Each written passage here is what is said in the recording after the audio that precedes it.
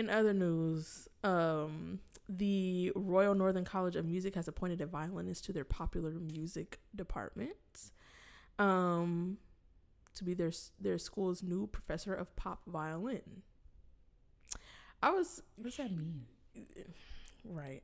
Apparently the person that they've appointed, her name is Andra Vorniku. She has a versatile career that includes orchestral leadership, international touring, studio recording, and theater work. She's been on tours and had recordings with these must be British people because I don't know a single one of them. Sam Fender, DJ Spoonie. Know him? Well, she does. As an orchestral player, she has a regular guest appearances with the Manchester Camerata, Opera North, Manchester Collective, and a handful of other orchestras. I'm wondering how this is going to develop in terms of curriculum.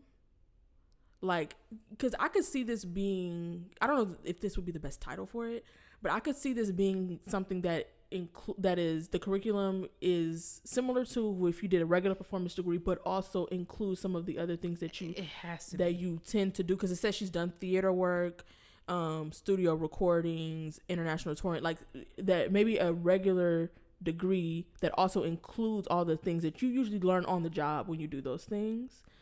Which I don't know how much of a difference that would really make in your preparedness, because you're gonna learn them on the job. That's what I'm confused about. It's like there's a lot of people you just kind of know. Everybody don't go into orchestra, so it's like none of the people I know that go into like that Broadway whatever like have a pop. Yeah, it feels like a money grab, just like that concertmaster degree. Yeah, that concertmaster, that was nuts. They still got nuts. I'm sure that was ridiculous. This I could see if it's not. Maybe they should make it like a certificate or something, or like even that. Like, maybe. I don't even trying to be nice. I mean, no, because I don't. It has the potential to not be a money grab if it's not significantly more expensive than a regular degree. Sure. Like if it's like the difference between one instrument and the next. Like if it's just a curriculum difference and your undergraduate tuition is what it is, then I could see it.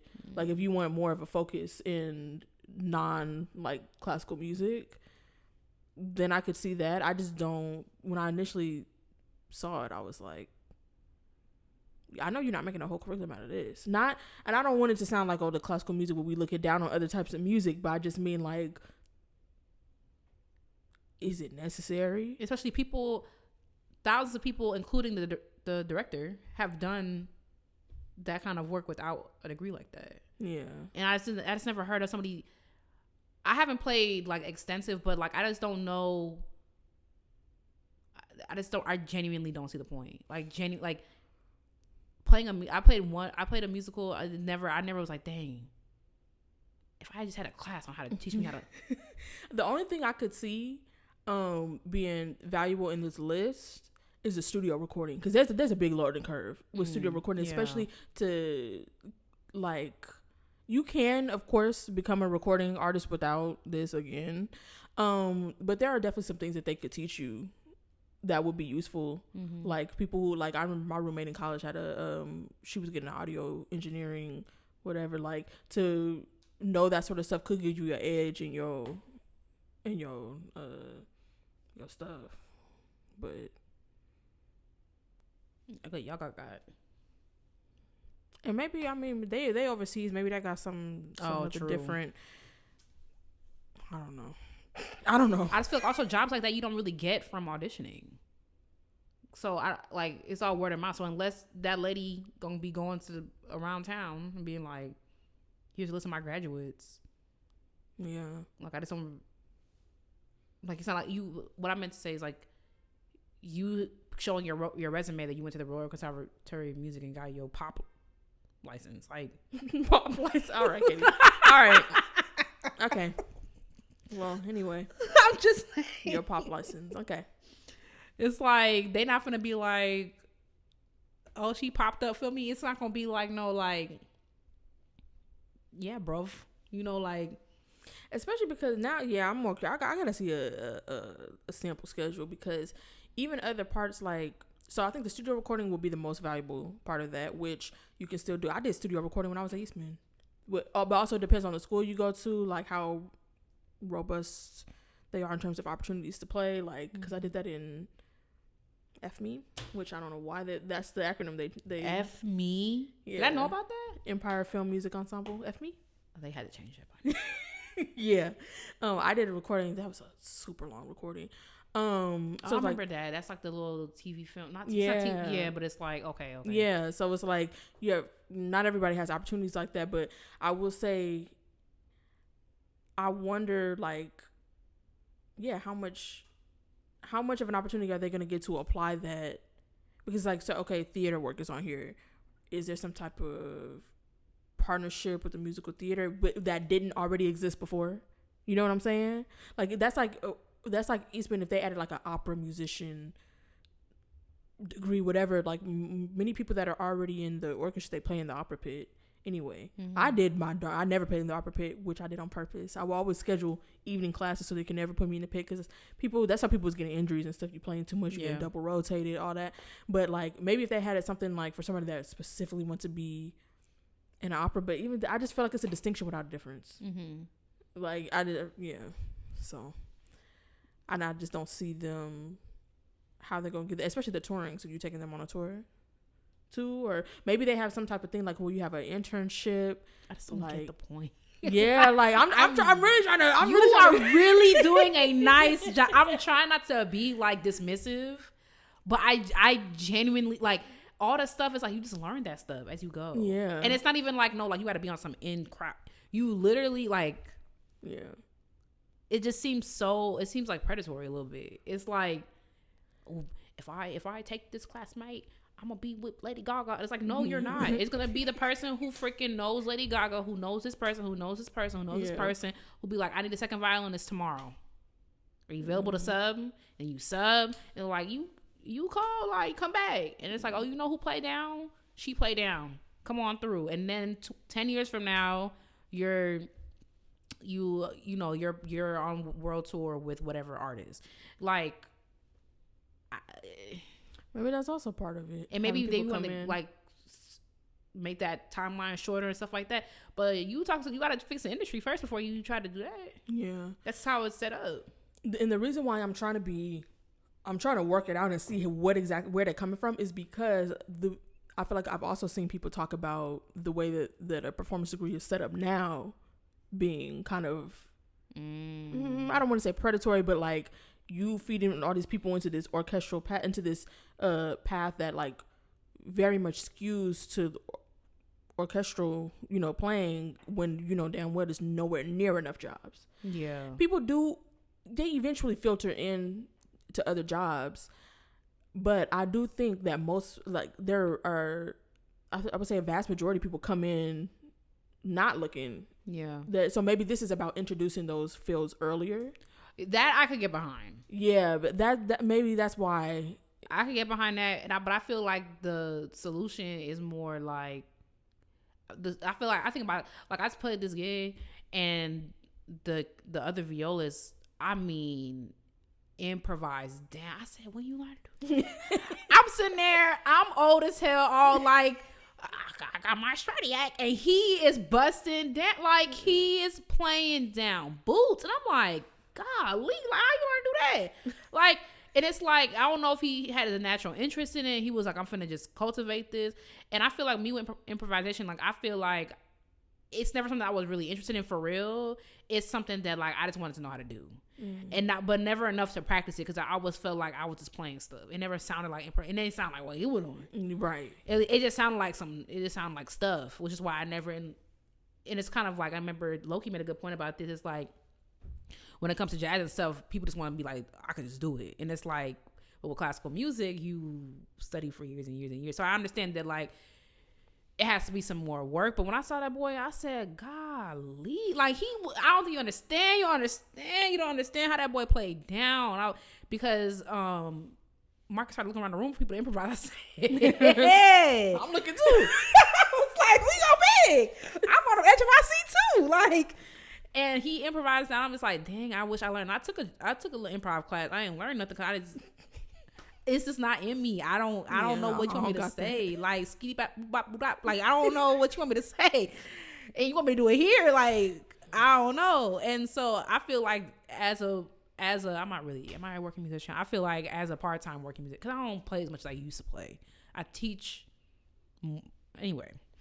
I would say that I feel like the skills, like the actual skills underneath all that fluff would be more useful. Just being out here, like the improv, not like let's learn the Lion King book. Like I feel like, or whatever that sounds like to me, you know. I do think also like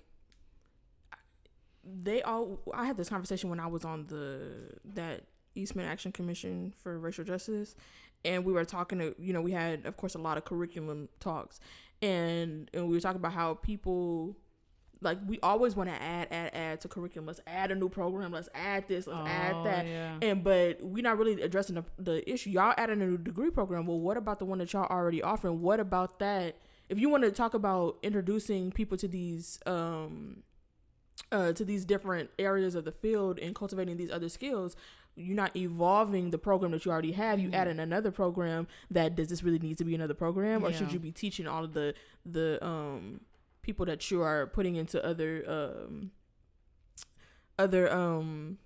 or people that are in your original program that are going out into the field, should they also be having these skills? It wouldn't hurt them to have it. Yeah. Especially if again you restructured and not add more, because I know, believe me, I've been to music school. I know y'all need time to practice and all that type of stuff. They don't need more credits. No music student needs more credits. Yeah. I promise you. Between the practicing and the rehearsal blocks and the lessons and the studio, like, nobody needs more credits. You got to see what can we take out of this, whatever. So maybe that's the answer. But they love it. Let's add. And I feel like I'm thinking about, like, obviously you had a different undergraduate experience than I do. One, you went to conservatory and I didn't, and two, I was music ed. So I'm thinking, like, I know, like, when I remember you telling me about that conversation about, like, well, we gotta do this and we gotta do that, but it's like, that string quartet seminar. You said what? When Mr. Taylor ate them up, I can't. They were talking about this because the string quartet seminar, like, we do a week. It's like a week of Haydn or 2 weeks of Mozart and a week of that. Like every week. And then they were like, let's do Underrepresented Composers Week. And it's like, so Haydn gets a whole week. Haydn boring ass gets a whole week. When I tell you, you do not need a whole week for the same 3 melodies Haydn. Right? Haydn was on a time crunch. It never gave less. If you want, I could give you, if we gotta, I could give you a week of Mozart, week, 2 weeks or whatever of that, because it's like, them people was writing, people were commissioning, they was sitting. Beethoven was like, I want to write something. They was like, we need this by 5 p.m. on Friday, Haydn. We need a new jig. So he took last week's stuff and he remixed it. Right. Like, you do not need 2 weeks of Haydn. And listen, I'm not one of those. I've never heard every single Haydn symphony, but you can't tell me by the time he got to 101, he didn't sit there and he was like, I bet you nobody remembers what number 7 sound like. And I bet you it's the same thing up a third. Like, Haydn wrote like 3 keys. I feel like we lost the plot. Haydn is not one of them girls that we gotta really be. I feel like the lore is good. Haydn would have been an amazing producer. He would have put a little beat together or whatever. We missed the plot with him. We don't got a whole week on Haydn. Is kind of crazy. And I remember they were like, well, what about the we gotta see what repertoire. And Mrs. Taylor was like, why don't you guys use the repertoire from the Black composers that you guys already play? Crickets. Crickets. When I tell you, when Mr. Taylor be giving people hell, boy.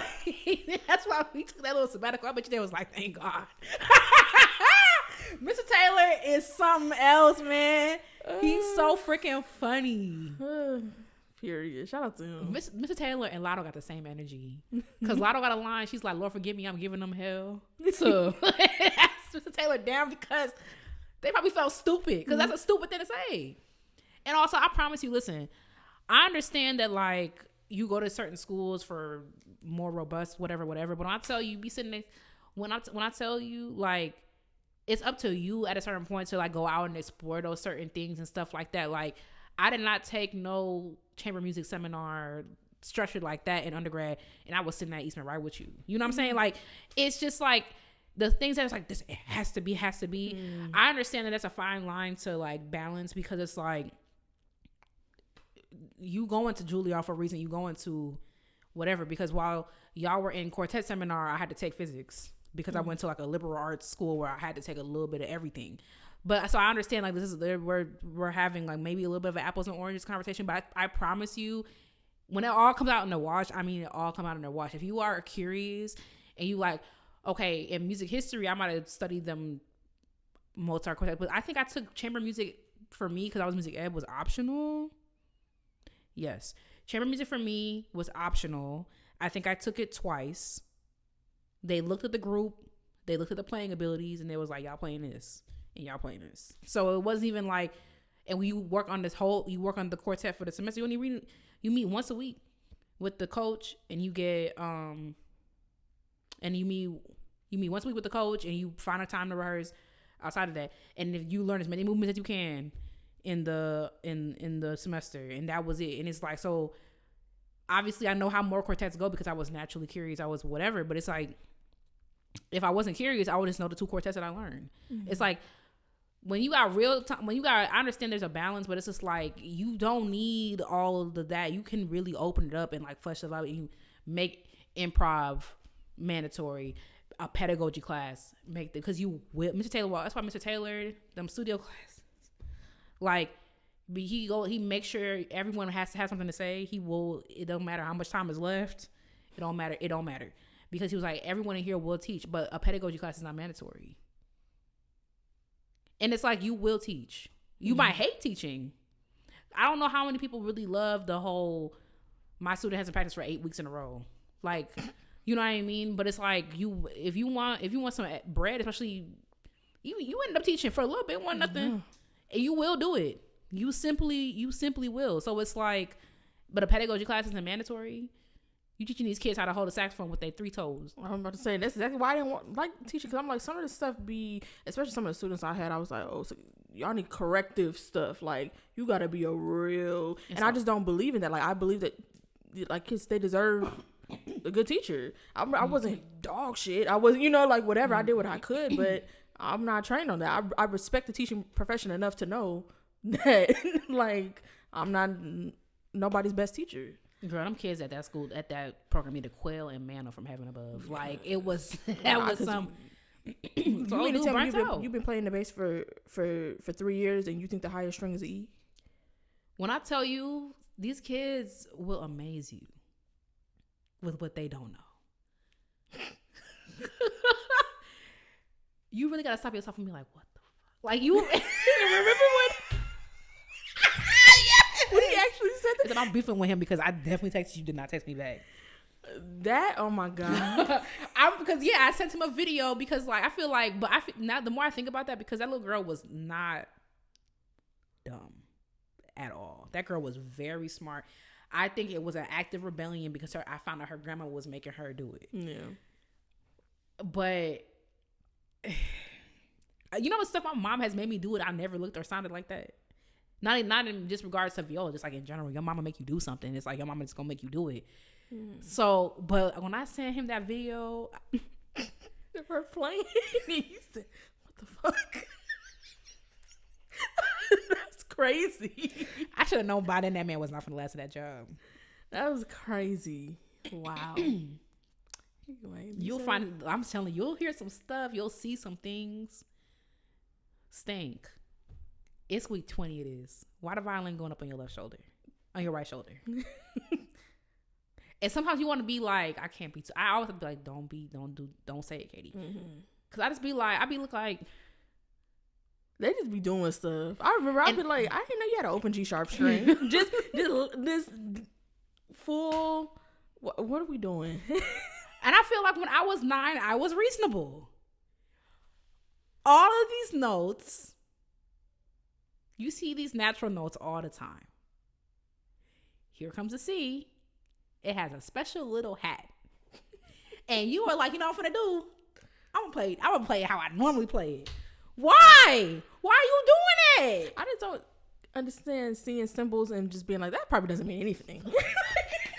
I remember I had a friend who she said that when she started playing, she used to think that accidentals were optional.